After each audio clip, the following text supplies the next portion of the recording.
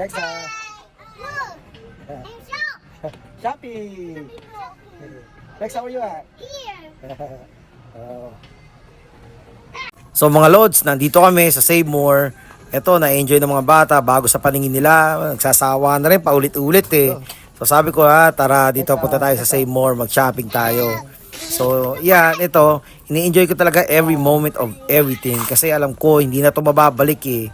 There's no turning back. Kahit pagbalik-balik tayo mo mundo, it's not gonna go back. So hanggat maaari, hanggat kaya pa, sige, let's spend time with them. Every each single minute, seconds, as much as I can.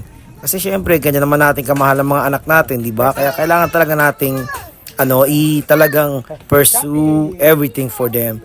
And pagka lalabas kami mga Lods, talagang sa mukha talaga nila, talagang wow. Makikita mo yung sigla, yung saya, yung mga ngiti na talagang matatanggal ang pagod mo eh. Talagang yun lang talaga mga inaabangan ko, yung mga ganyan na sayang-saya sila. Talagang Lods, maniwala kayo, nakakatanggal talaga ng pagod.